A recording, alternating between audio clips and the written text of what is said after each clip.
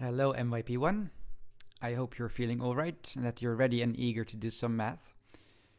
You have been working on your summative assessments, and some of you still need a few final days to finish it, I understand. Do let me know if you are afraid that you will miss a deadline, because we still expect you to keep up with your work. But meanwhile, we are going to wrap up the geometry unit in this week and spend some time applying all of the patterns that we have found. And I have sort of structured the first part of this lesson around the 3 inquiry questions that we asked at the very beginning of this unit. We'll start relatively simple, with the question, what can be measured? And let's look at a triangle and simply think, what are things that we can measure about this triangle? And of course, if this were a regular class, then this would be a question that I might now be asking directly to you. So in situations like this, it's always good to pause the video and ask yourself what your answers to this question would be. And mine will follow shortly. My first thoughts are, I can measure lengths, notably the length of a side of the triangle. And I would always do this in a certain unit, or often do this in a certain unit, such as a centimeter or a meter. I can also measure or find out in some way the area between those sides, the area of the interior of the triangle. And finally, I can measure the size of each angle. And I would do this usually in degrees. Of course, in this unit we have talked mainly about angles, and we have tried to find patterns in the measurements of angles. And our second inquiry question was whether these measurements can help us to define different forms. For example, how do the sizes of angles help us to distinguish between different kinds of triangles? You already knew to distinguish between isosceles and scalene triangles, but we can also distinguish triangles simply based on the size of their angles. So do you see the difference between these 3 types? The left triangle, the yellow one here, is what we call an acute triangle. It only has acute angles, angles of less than 90 degrees. The middle blue triangle has one right angle, so not all of its angles are acute, and we call this a right-angled triangle. And the one on the right here has 2 acute angles, but one obtuse angle, and if a triangle has one obtuse angle, we call it an obtuse triangle. Let's see if we can distinguish between these in practice. So again, try to imagine being asked these questions in class. What type of triangle is this? Well, we can see, but it's also been given, that all of these angles are less than 90 degrees. So this triangle only has acute angles and therefore is an acute triangle. How about this one? Well, here I've only been given 2 angles. Maybe this angle looks sort of like a right angle, but I cannot be precisely sure. What I can do is use the pattern we found before, that all the angles of a triangle together add up to 180 degrees. So this has to be some number that added to 46 and 43, so that's already 89, has to give me 180 degrees. What is 180 minus 89? Well, that will be 91. So this angle has a size of 91 degrees. That's more than 90 degrees, so this is an obtuse angle, and therefore the triangle is an obtuse triangle. Last example, here I have a triangle where I only gave you 1 angle, but this triangle has some interesting symmetry. This size is the same as this size, and that means the triangle is symmetrical, and this angle will be the same as this angle. This is an isosceles triangle, as you will remember. So this angle is 50 degrees, and because the 3 angles need to add up to 180, this angle will be 80 degrees. That's only acute angles, so this is an acute triangle. Our most abstract inquiry question was about the relation between measurement, mathematics, and art.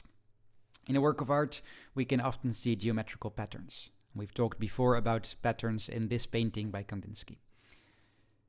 In math class, we approach these patterns by measuring and calculating. But do you think that is also how the artist would look at them? Or does art involve a different approach? Or maybe both? This is an interesting topic for discussion. But for now, let's look at this painting the mathematical way. So if we zoom in on parts of this painting, we will see figures that resemble forms that we've talked about in math class. For example, here we see two line segments intersect in a point. And if we measure an angle, we know that in such a situation, we can calculate all the other angles near that point. Do you remember how? Well, one pattern that we found is that vertically opposite angles are equal. So this angle is 66 degrees as well.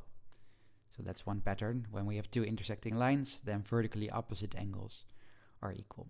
Another one is that two angles that make a straight line together, such as these two angles, called supplementary angles, add up to 180 degrees. So this angle and this angle together have to be 180 degrees. And that helps us calculate this angle. Let's zoom in on another part of the painting. We see a line here, or a line segment, that intersects two other lines. And let's assume that these two are meant to be parallel. They sure look parallel, at least. Which angles can we calculate in this situation? Well, the situation involves parallel lines and a transversal. This line is called a transversal. And in such a situation, we see two kinds of pairs of angles.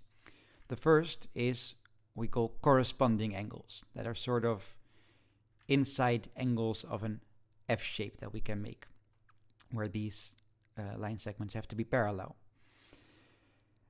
These angles are equal, and that helps us conclude that this angle has to be 74 degrees as well. Then there are alternate interior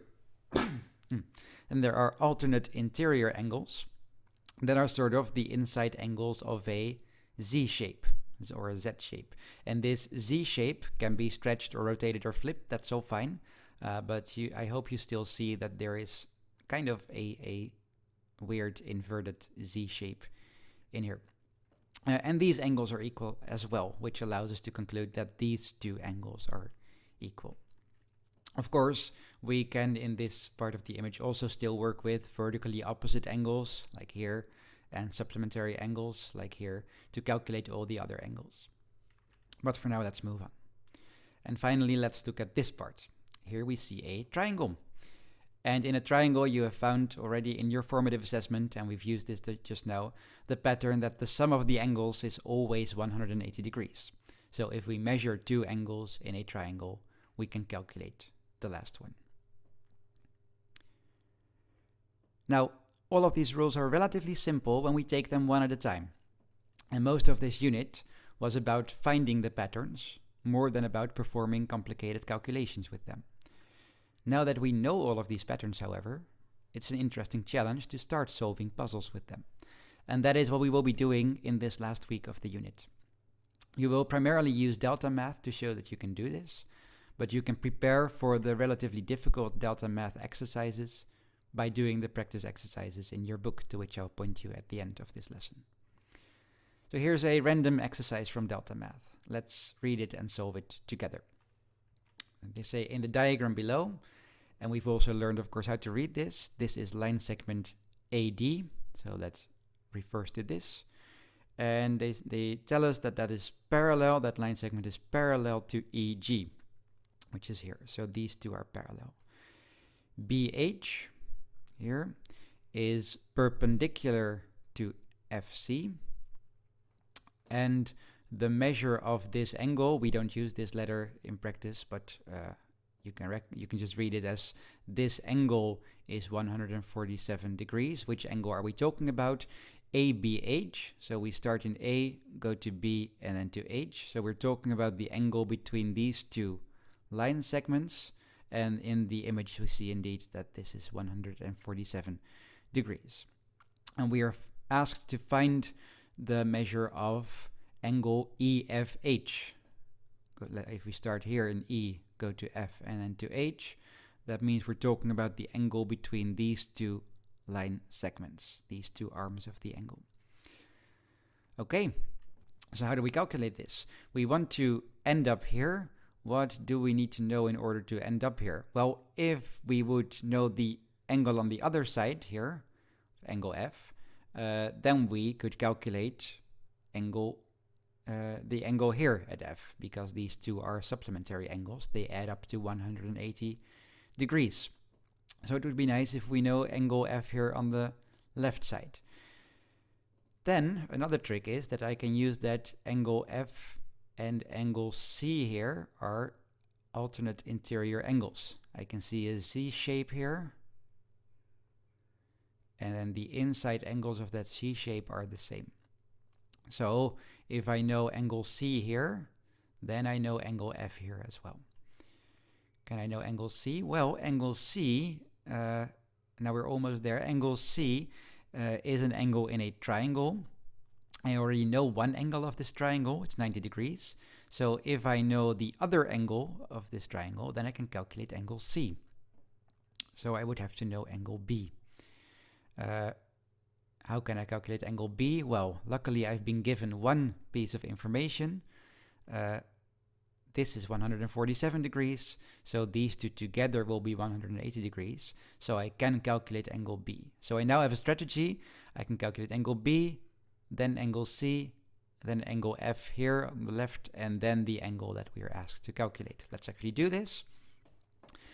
So because this is 147, we know that angle CBH, so the angle between these two arms, is 180 minus 147, so 33 degrees.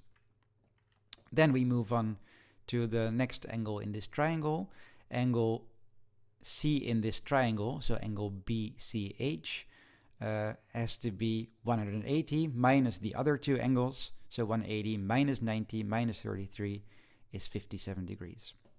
Now, because we have a Z shape here, and these two lines are parallel, we know that this angle is 57 degrees as well. And finally, these two angles together have to add up to 180. So the angle on the right, EFH, that we're asked to calculate, is 180 minus 57 is 123 degrees. So these can be quite difficult, but also very interesting. I hope you agree with that.